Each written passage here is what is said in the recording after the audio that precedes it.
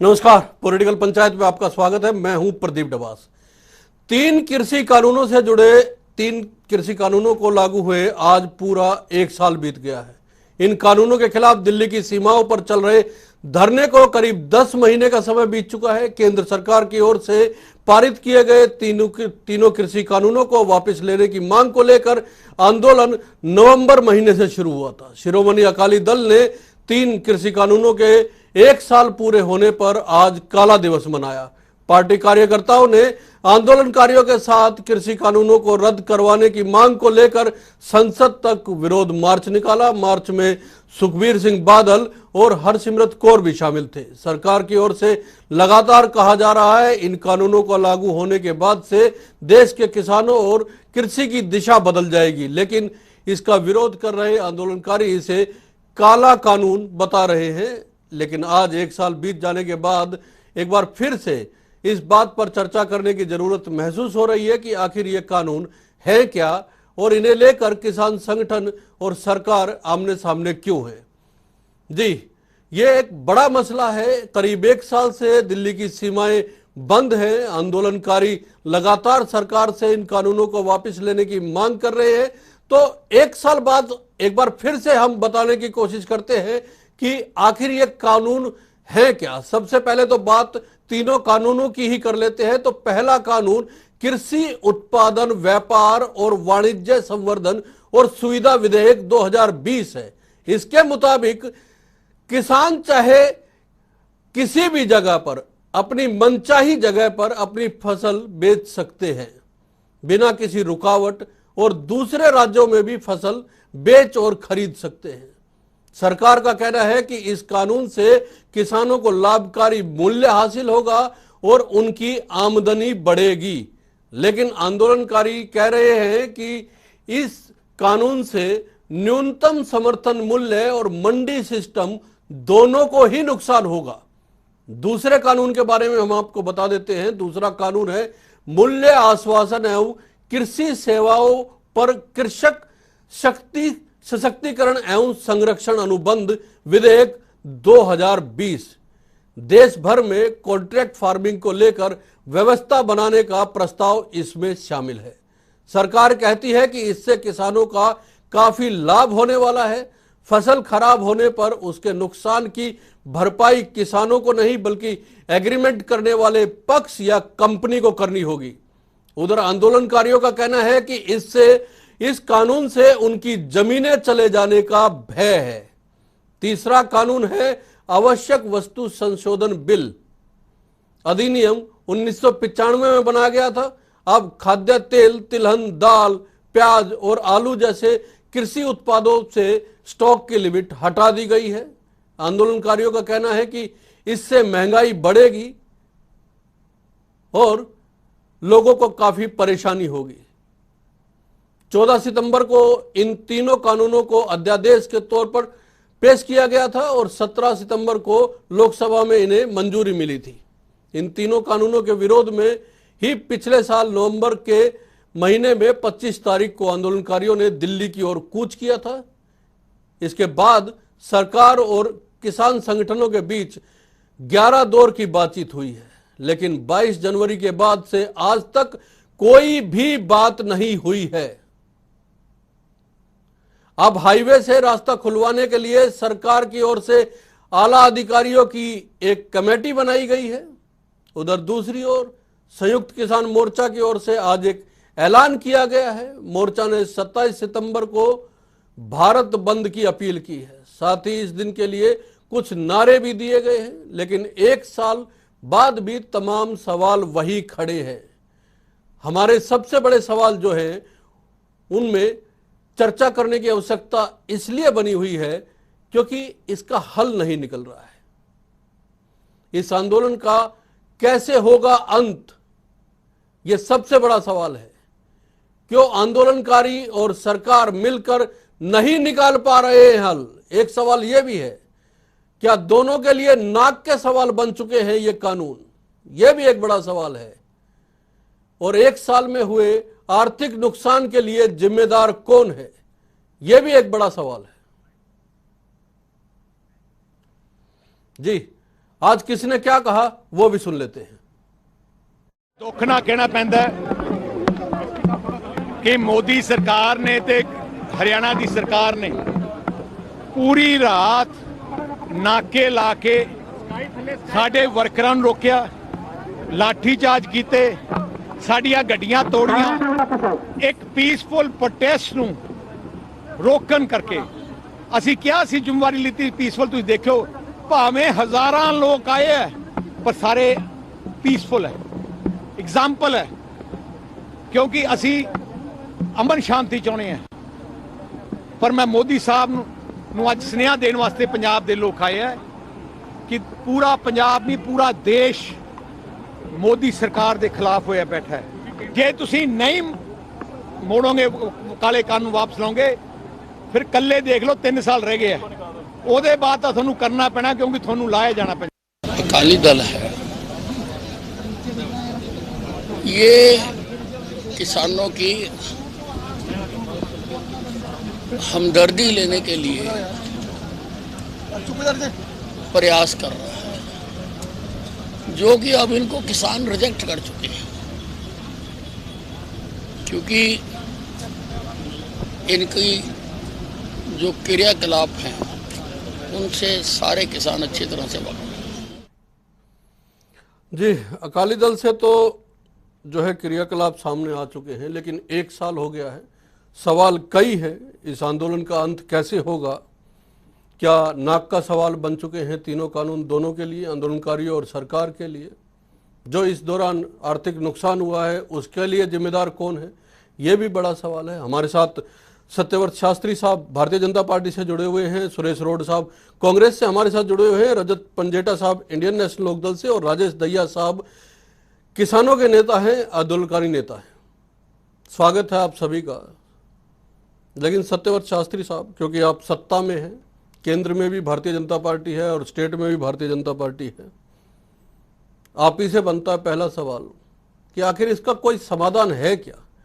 1 साल हो गया है या होने को है, लगातार बैठे हैं। अब तो लोग भी पूछ रहे हैं और सरकार के भीतर से भी ये आवाज आने लगी है कि क्यों बातचीत का सिलसिला बंद है, क्यों आप लोग आगे नहीं आ रहे, क्यों इनको बुलाया नहीं जा रहा है।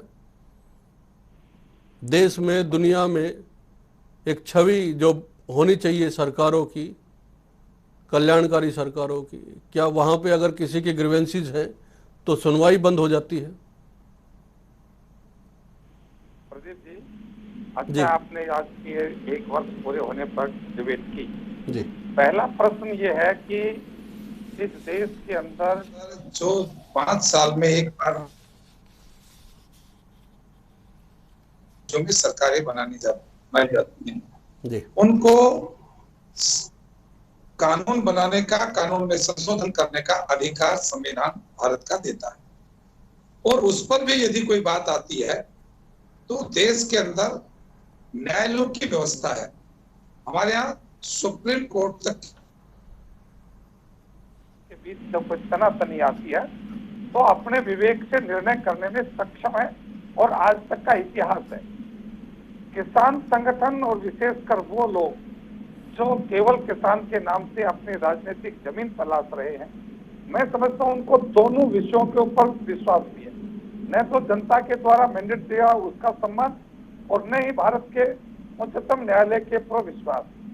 आप देखिए सुप्रीम कोर्ट ने इन कानूनों को सस्पेंड रखा और उसके अंदर यदि उन्होंने जांच कमेटी भी बैठाई है, सुनवाई भी होगी और सुनवाई के अंदर जो जो आपके तर्क हैं या जो जो आप सुधार चाहते हैं या आपको निरस्त चाहते हैं, तो क्या इस देश का सुप्रीम कोर्ट न्याय करने में सक्षम नहीं है, समीक्षा करने में सक्षम नहीं है? आप रोड को छोड़कर जिस दिन उच्चतम न्यायालय ने इन कानूनों को सस्पेंड किया, उसी समय किसान संगठनों को, नेताओं को उसके स्तर पर बात रख कर न्यायालय में अब अपनी बात रखेंगे, मजबूती से रखेंगे और जब न्यायालय इस बात का जो निर्णय देगा उससे बड़ी देश की कोई सत्ता नहीं है, कोई पावर नहीं है, हम उसका सम्मान करेंगे। ऐसा करके किसानों को अपने घरों को वापस जा सकते थे और उस विश्वास के साथ कि हमारे साथ न्याय होगा और न्यायालय में हम अपनी बात को, क्योंकि उचित ढंग से आज हम रखने लोग का अवसर मिले। डिबेट तो हम वैसे भी नहीं करते हैं, चर्चा करने के लिए इकट्ठे हुए, 1 साल हुआ है, कोई समाधान निकले। तो इसमें एक सवाल तो ये भी है ना कि जो जो डाउट्स हैं, जो संदेह हैं, जो आशंकाएं किसानों को हैं, उसको दूर करने के लिए सरकार को प्रयास करने चाहिए थे। आपने कहा हमने भरपूर प्रयास किए, लेकिन जो लोग समझना चाह रहे थे वो समझ के चले गए, और जो नहीं समझना चाहते थे वो आज भी धरने पे बैठे हैं। धरने पे तो बैठे ही है ना सर, चाहे संख्या कम हुई हो।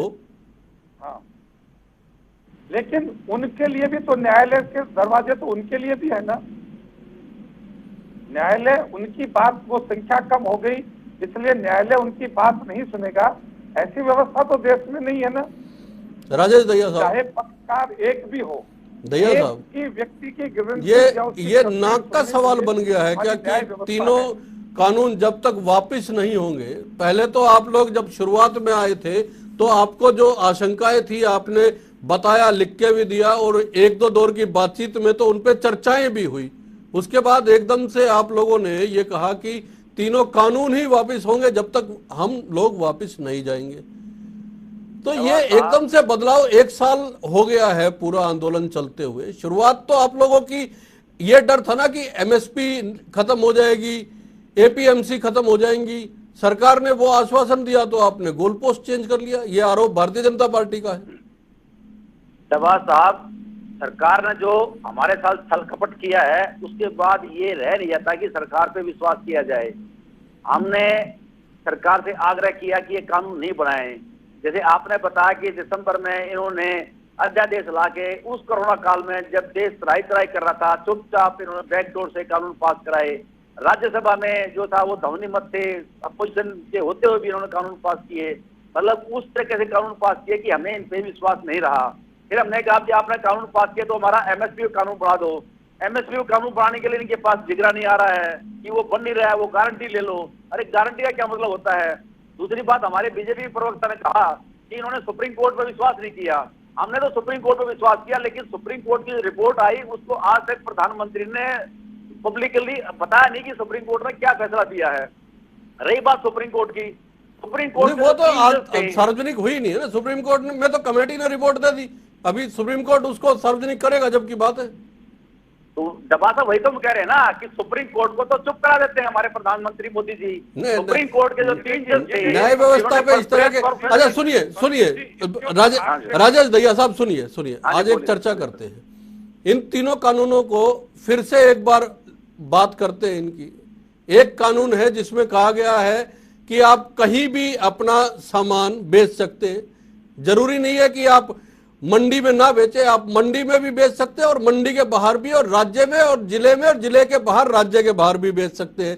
इससे आपको जहां बेहतर दाम मिलने होंगे वहां बेहतर दाम मिलेंगे, ये सरकार का कहना है। इससे आमदनी बढ़ेगी, एक बात। दूसरा, मैं तीनों की बात कर लेता हूं। दूसरा कानून ये है कि अगर किसी को कॉन्ट्रैक्ट करना है, मर्जी है करे, मर्जी है ना करे, ठीक है।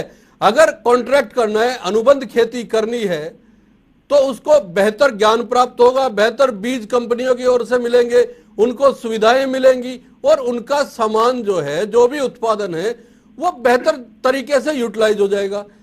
तीसरा कानून ये है कि आप स्टॉक से लिमिट हटा रहे हैं, तो जो लोग स्टॉक करने वाले हैं, जो ब्लैक मार्केटिंग अब तक हो रही थी, वो बंद हो जाएगी। ये तीनों, इसमें आपको काला क्या लगता है? जरा बीजेपी को यह समझाए, क्योंकि बीजेपी अभी तक आपको यह समझाने में नाकाम रही है कि सफेद क्या है। आप ये बताइए काला क्या है इन तीनों में? अब ये है डबा साहब, है जो सामान होता है वो मंडी में बिकता है, वो कोर्ट में बिकने से रहा कि मैं स्टेशन पे रेडी लगा लूं। नहीं, ये तीनों कानूनों पे बात करते हैं ना। आज तो आज 1 साल हो गया कानून का है, आज तीनों कानूनों पे बात करते हैं। पॉइंट टू पॉइंट दे रहा हूं आपको। जो पहला कानून है वो कोई भी सामान होगा वो उस मंडी में बिकता है जिसके लिए मंडी लगाई जाती है, ठीक है। अब आपने कहा कि प्राइवेट मंडी लग जाएंगी। सरकारी मंडी में जब सामान बिकेगा जिस पर टैक्स लगता है, और जब प्राइवेट मंडी में सामान बिकेगा जिस पर टैक्स लगता है, तो हर आदमी प्राइवेट मंडी में जाने की कोशिश करेगा। सरकारी मंडियां बंद हो जाएंगी। प्राइवेट मंडी जैसे आज के प्राइवेट स्कूल चल रहे हैं, वो शोषण करेंगे और मन मांगे फिर दाम लेंगे जब वो बंद हो जाएंगे, ठीक है। और हेलो, हाँ बोलिए बोलिए बोलिए। और दूसरा रहा आपका कॉन्ट्रैक्ट फार्मिंग। अब मैंने अपना मकान किराए पे दे दिया और मेरे मकान पर उसने लोन ले लिया और वो आदमी किराया छोड़कर भाग गया, तो लोन कौन भरेगा डबा साहब? लोन तो वो मकान मालिक ही भरेगा ना। तो जमीन पर जो लोन लेगा कॉर्पोरेट फार्मिंग वाला वो तो भाग जाएगा। जैसे ये भागे आपके जो इंडिया छोड़कर भाग गए हैं, जिनका की वो लोन माफ कर दिया हमारे मोदी जी ने, वो भी यही सिस्टम हुआ है ना कि हमारा जो सिस्टम है कॉर्पोरेट फार्मिंग फेल हो जाएगा। रहा बात तीसरा कारण है होर्डिंग का। आपने देखा होगा मटर जो थी वो हमें 10-20 रुपए किलो बेचनी पड़ी थी, लेकिन लॉकडाउन में वही मटर मैंने 300 रुपए खरीदी है। आप ये बताओ कि मेरे पास अगर 10 करोड़ रुपया है तो मैं 10 करोड़ की होर्डिंग करूंगा तो लिमिटलेस हो जाएगी, तो मैं उस 10 करोड़ ठीक है राजेश दहिया साहब, मुझे लग रहा है आज की ये डिस्कशन बेहद सार्थक होने वाली है। सत्यव्रत शास्त्री साहब, मैं सुरेश रोड साहब और रजत जी को शामिल करूंगा, लेकिन उससे पहले आपसे यह सवाल है कि पॉइंट टू पॉइंट 3 कानूनों पे बात हुई। राजेश दहिया जी ने उनके जो नुकसान की संभावना है वो बताई, वो सारी बता दी। आप क्यों नहीं समझा पा रहे हैं कि इससे नुकसान नहीं फायदा है आप लोगों का? एक साल में अगर ये बात आप नहीं समझा पाए, एक बार दोबारा बता दीजिए कि फायदा कैसे है, फिर आगे बात करेंगे। प्रदीप जी, तीनों कानूनों पे अलग अलग एक बार फायदे बता दीजिए क्या क्या है। जी, पहला तो मैं राजेश जी ने जो आशंका व्यक्त की, मेरा उसका आरोप जो था वो सिद्ध हो गया कि कानून के ऊपर सुप्रीम कोर्ट में इनका कोई विश्वास नहीं है। ये कहते हैं कि सुप्रीम कोर्ट को ये करने नहीं देते। क्या इस देश की न्याय व्यवस्था सत्ता के अधीन चलने वाली है? कितने लोग इस बात के ऊपर मानने वाले और मानेंगे? एक बात, ये प्रश्न मैं छोड़ के जा रहा हूँ। अगली बात, जो आपने पहला कहा, आज तक देश के अंदर पहले कानून ये था कि किसान पैदा अपनी मर्जी से कर सकता है, बेचना उसको मंडी में पड़ेगा। उस समय की आवश्यकता थी ये, हम नहीं कहते कि गलत कानून था। समय के साथ इसकी मांग आई कि आज आप अपने खेत में कुछ चीज पैदा करके और रोड के साथ खड़े होकर यदि बेचेंगे तो आपको परमिशन है, आपको उसके ऊपर कोई मंडी इंस्पेक्टर आके रोकेगा नहीं। लेकिन पहला कानून आपको इस काम के लिए रोकता था। आप उस रोड की बजाय आपको लगता है 10 किलोमीटर दूर जाके किसी गांव के अंदर मैं बेच सकता हूं, पहले परमिशन नहीं होती थी। और राजेश जी को याद दिलाना चाहूंगा, हमारे हरियाणा से विशेष रूप से दक्षिण हरियाणा से लॉरेंस रोड सरसों जाती थी तो कितनी चोरी छिपे किसान जाता था। लॉरेंस रोड नजफगढ़ की मंडियों के अंदर सरसों बिकने की, वहां की स्टेट पार करने की परमिशन ही नहीं थी। आज ये परमिशन सरकार ने दी है। दूसरी बात, जो आप कह रहे हैं कॉन्ट्रैक्ट फार्मिंग की, कॉन्ट्रैक्ट फार्मिंग तो देश में पहले से है, केवल उसको एक स्वरूप दिया है, एक कानूनी रूप बनाया। गांवों में कितने लोग कॉन्ट्रैक्ट फार्मिंग करते हैं? चाहे वो किसी के पास खेती ज्यादा है, किसी के पास खेती कम है, समय ज्यादा है। इनकी आशंका तो ये है ना कि जब कॉन्ट्रैक्ट फार्मिंग होगी तो जमीन पे कंपनियां लोन लेंगी और फिर जमीनें चली जाएगा, वो लोन आगे आ जाएंगे ना, आगे आ जाएंगे। अजय राजेश जी, जब आप कंपनी को बाउंड तो नहीं किया कि केवल कॉन्ट्रैक्ट से ही फार्मिंग होगी, बाकी फार्मिंग नहीं होगी, ऐसा तो कानून में नहीं है।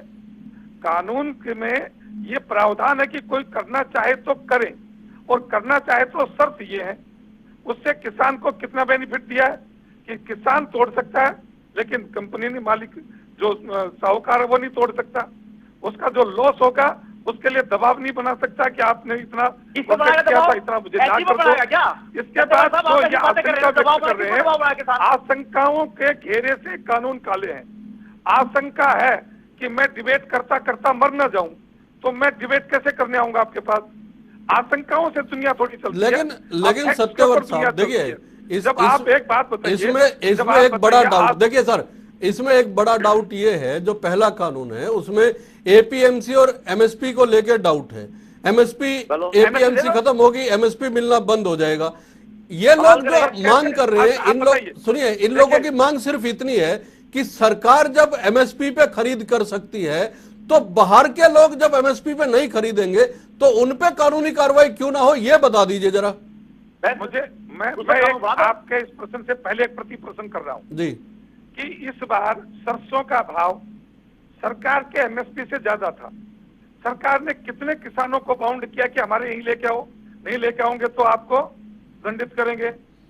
जब एमएसपी से ज्यादा बहुत मोल उसको मूल्य उसको बाहर मिला, हमें ज्यादा नहीं तो चाहिए। किसान ने दिया कि नहीं दिया? MSP ज्यादा भाव नहीं, मिलता नहीं है, ज्यादा भाव नहीं देंगे। चाहिए ये बात नहीं है ना, लेकिन कम नहीं नहीं, चाहिए। ज्यादा नहीं चाहिए, अरे कम इनको नहीं चाहिए, चाहिए ना, हमें ज्यादा नहीं लेकिन चाहिए। सरकार जिनको देना चाहती है उनको जरूरत है उस बात की।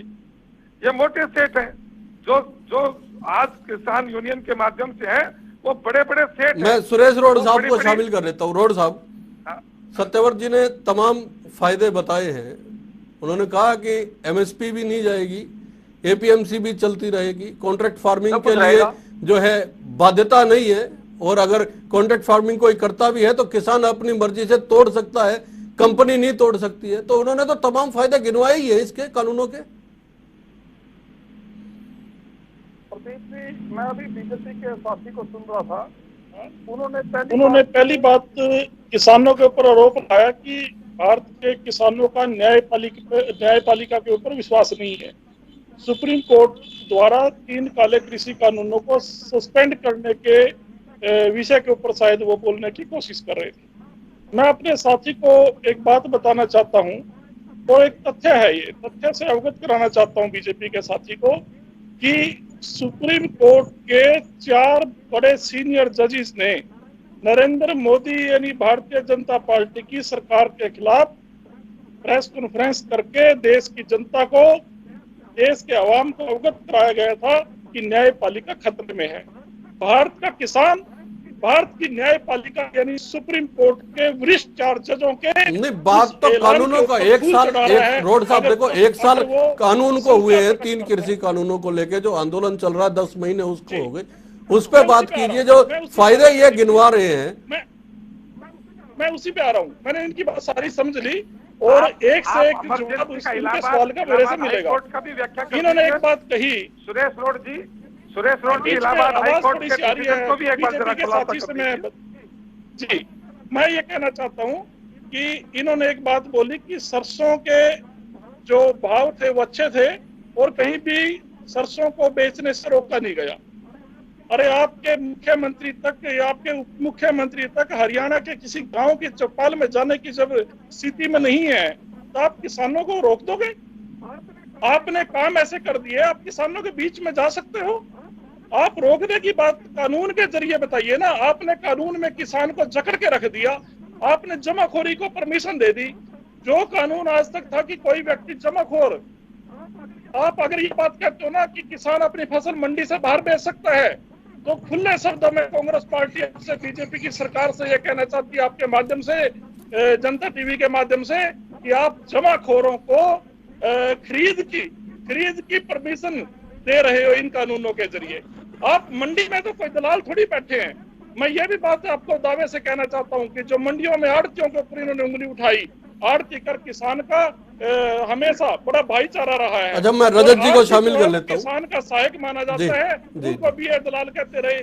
रजत जी, जमाखोरों को मंडी से बाहर लग नहीं रहा आपको क्या लग रहा है कि इसका समाधान जल्दी से जल्दी निकलना चाहिए? ऐसा नहीं लग रहा है कि नाक का सवाल सरकार के लिए और आंदोलनकारी दोनों के लिए बन गई ये कानून? प्रदीप जी, बिल्कुल आपने वाजिब सवाल पूछा। किसान तो समाधान निकलना चाहिए, किसान भी चाहते हैं, बीजेपी की पार्टी से जुड़े अन्य नेता भी चाहते हैं। अगर कोई बाल हट या राज हट से है तो वो तो सरकार ही है ना दबाती। इन्हें एक बार चुप कराएंगे कांग्रेस के प्रवक्ता रोड साहब, मैं ले लेता हूँ जरा रजत जी का एक प्रतिक्रिया लेता हूँ, फिर आपके पास आऊंगा।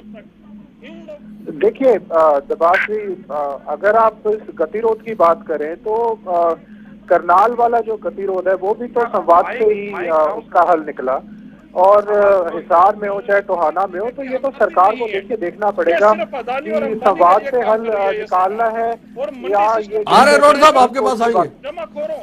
जमाखोरों का जैसे सुप्रीम कोर्ट की बात इन्होंने कही, तो देखिए अभी इन्होंने कहा सस्पेंडेड है, ये वर्ड यूज करना ठीक नहीं है, ये तो स्टे किया हुआ है अभी, और अगली हेयरिंग में अगर कोर्ट स्टे हटा देता है तो वो एप्लीकेबल है, वो लागू हो जाएंगे। तो ये तो सिर्फ एक हेयरिंग की बात है, अगली किसान हट जाए और अगली हेयरिंग में स्टे विकेट हो जाता है तो उसके बाद कहाँ किसान जाएंगे? ये कोई स्थायी हल थोड़ी ना है, ये तो परमानेंट सॉल्यूशन चाहिए ये। और जहाँ तक परमानेंट सॉल्यूशन की बात है वो तो देखिए सरकार के साथ संवाद से निकलेगा। मुझे नहीं लगता कि माननीय सुप्रीम कोर्ट इसके अंदर कोई ज्यादा कारगर साबित होएगा। इसके अंदर तो मुझे लगता है सरकार और किसानों के बीच में ही एक आम सहमति पे जब तक नहीं पहुंचेंगे तब तक इसका ये मुझे नहीं लगता गतिरोध टूटने वाला है। दूसरा यहाँ पे जिक्र हो रहा था कि ये अभी 3 काले कानूनों के ऊपर हमारी चर्चा का विषय था। तो देखिए, अगर इन्होंने कहा जैसे अभी सबको पता है कि ऑर्डिनेंस के थ्रू आए, तो ये राज्यसभा दबास जी इसीलिए बनाई गई है कि राज्यसभा में वोटिंग हो। हमारे जनरल सेक्रेटरी जनरल अपना पीडीटी आचार्य 14वीं और 15वीं लोकसभा, उन्होंने भी ये फाइंडिंग दी है कि एज पर आर्टिकल 100 वोटिंग जो है वो राज्यसभा में मैंडेटरी है। उसके बाद देखिए, मैं आऊंगा आज के विषय के ऊपर जो कई बातें 2-3 बातें उठाई गई हैं। देखिए, जो farmer produce trade and commerce promotion और फैसिलिटेशन एक्ट है, अगर हम उसकी बात करें तो सेक्शन 6 जो है वो मंडियों से जो आप बाहर जो है वो खरीद की बात करते हो, तो उसमें जो प्राइवेट प्लेयर्स है उनको एग्जेम्प्ट कर देता है। मैं हरियाणा के बारे में बात करूंगा। हरियाणा में 4.5 से 5 हजार करोड़ रुपया जो है वो लाभ होता है मंडी बोर्ड को, जो टैक्स लगता है। जैसे हरियाणा में है, अब तो सब्जियों पे भी लगना शुरू हो गया, पंजाब में 3% है। उसके लिए तो इन्होंने कहा है ना कि अगर कोई ना बेचना चाहे बाहर तो मंडियों में आए, सरकार एमएसपी देने के लिए भी तैयार है। देखिए, उसको अभी आपने जो बहुत अहम सवाल उठाया वो कानून के दायरे वाला बात है। कानून का दायरा क्या कहता है कि आप सेक्शन 15 के अंदर जो है, वैसे तो उनको पैन कार्ड पे अलाउ कर दिया है। अगर आप ई-नाम के थ्रू अगर आप देखें दबास जी, कम से कम 10-20 डॉक्यूमेंट्स चाहिए लाइसेंसिंग के लिए। सारा तो उनका पैन कार्ड से लेके सारा कुछ मांग लिया जाता है आड़तियों से। और बाहर कोई भी अगर खरीद करता है प्राइवेट प्लेयर, ठीक है सत्यव्रत जी, तमाम पार्टियां और किसानों की ओर से आरोप ये लगाया जा रहा है कि कुछ लोगों को फायदा पहुंचाने के लिए ये कानून बनाए गए हैं, लेकिन फायदे के बजाय हम बात नुकसान की कर लेते हैं। जो 22 जनवरी के बाद से लेके आज तक बातचीत का सिलसिला जो टूटा और उसके बाद से लगातार जो है ये लोग बैठे हुए, जनवरी से लेके अब सितंबर आ गया है, 8 महीने तो इनको बैठे हुए हो गए वहां पे। इसकी वजह से जो नुकसान हुआ है हजारों करोड़ रुपए का प्रदेश को, उसके लिए जिम्मेदार कौन है सत्यव्रत शास्त्री साहब? सवाल यह भी उठ रहा है। किसान आंदोलन और विशेषकर विपक्ष जिसको हवा देकर अपनी राजनीतिक जमीन तलाश रहा है, उन दोनों की जिम्मेवारी बनती है। और जनता इसके ऊपर आवाज आपको वोट के समय देगी कि आपने जो है कितने लोगों को, चाहे वो रोड के कारण से रोज की देरी का समय हो, घूमकर जाने से तेल का खर्चा हो, समय की बाध्यता हो, जरूरी काम से बहुत लेट हो जाते हैं जी, और फिर जो किसानों को जिम्मेदार बताया है सत्यव्रत शास्त्री साहब ने। मैं आखिरी के मेरे पास 2 मिनट है, मैं 20-20 सेकंड लूंगा आप लोगों की। राजेश दहिया साहब 20 सेकंड में बताइए कि क्या कोई रास्ता निकलेगा या ऐसे ही चलता रहेगा? क्या कुछ आप लोगों की ओर से भी पहल की जाएगी या ऐसे ही आप बैठे रहेंगे? डब्बा साहब, हमारे हाथ में तो कुछ भी नहीं है। हम तो गरीब मजदूर किसान हैं जो कि सरकार की नीयत के सामने बैठे हुए हैं कि सरकार हम पे कब रहम करे, लेकिन सरकार तो हम पे रहम ही नहीं कर रही। वो तो हमारे रास्ते रोक कर खड़ी हो गई, सड़कों में गड्ढे खोद दिए थे, अब बैरिकेड लगा दिए हैं, दीवार खड़ी कर दी है। रोड साहब आप भी यही चाहेंगे कि कम से कम पंजाब इलेक्शन तक तो ये चलता रहे? नहीं, हम तो आज आधी रात को ही नरेंद्र मोदी जी का आज जन्मदिन है, उस पर बधाई भी हम देते हैं और आज उनसे उम्मीद करते हैं और मांग भी करते हैं कि वो किसानों को सह सम्मान के घर भेजें और तभी वो। रजत जी 20 सेकंड में अपनी बात रखिएगा। देखिए दबास जी, ये बड़ा सहूलियत है कह देना कि उद्योग का नुकसान हो गया तो किसान जिम्मेवार है। जो दशकों से किसान का नुकसान हो रहा है उसके लिए कौन जिम्मेदार है? उसके लिए कौन जिम्मेदार है? उसके लिए सरकार बताए ना कि उसके लिए कौन जिम्मेदार है। या आपने ये बताइए कि आपकी जीडीपी कोरोना काल से पहले लुढ़कनी शुरू हो गई थी, साल दर साल आपकी जीडीपी आ रही थी। कोई समाधान निकलेगा या ऐसे ही चलता रहेगा? डिबेट पे डिबेट, डिस्कशन पे डिस्कशन होती रहेगी, लेकिन सरकार, हम आपस में बात करेंगे, सरकार और किसानों के बीच में बातचीत नहीं होगी। देखिए, कोई भी समस्या प्रदीप जी संवाद से हल हो सकती है। दुनिया की सबसे बड़ी से बड़ी समस्या बशर्ते कि पक्ष और निष्पक्ष होकर दोनों बैठेंगे तो निश्चित रूप से हर समस्या का समाधान है। समझने की इच्छा होगी तो समझा जा सकता है, सुझाव दिए जा सकते हैं, सुझाव माने जा सकते हैं।